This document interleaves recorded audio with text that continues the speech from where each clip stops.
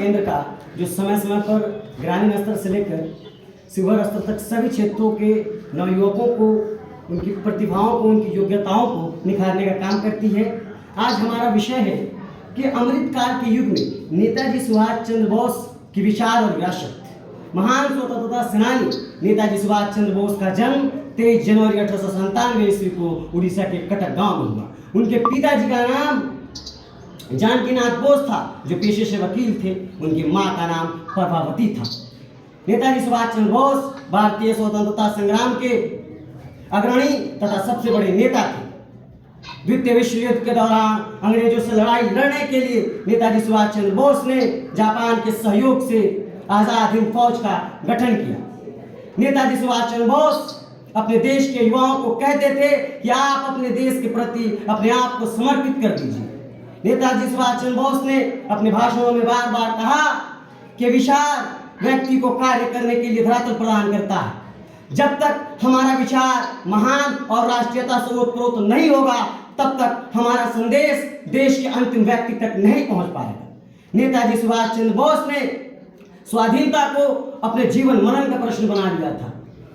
नेताजी सुभाष चंद्र बोस ने पूर्ण स्वाधीनता को देश के युवाओं के समक्ष एक मिशन के रूप में प्रस्तुत किया और उन्होंने कहा कि जो इस मिशन में आस्था नहीं रखता वो भारत का सच्चा वासी नहीं है।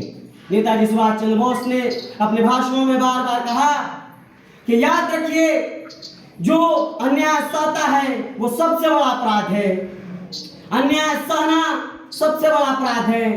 मित्रों, अगर आप चाहते हैं कि आपका राष्ट्र विकसित हो, आपका राष्ट्र शक्तिशाली हो, तो अपने देश के युवाओं को सशक्त और जागरूक बनाइए। नेताजी ने अपने देश के लिए अपने आप को समर्पित कर दिया।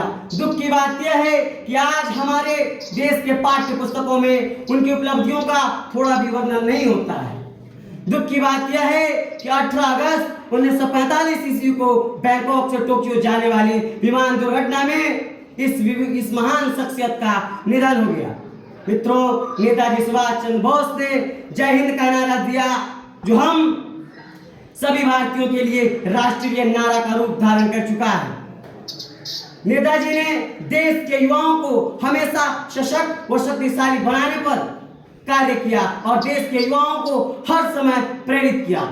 इसी युवा शक्ति को देखते हुए किसी महान व्यक्ति ने कहा है कि तलवारों के साए में इतिहास का पन्ना पलता है, कि तलवारों के साए में इतिहास का पन्ना पलता है। जिस ओर जवानी चलती है उस ओर जमाना चलता है। ये बात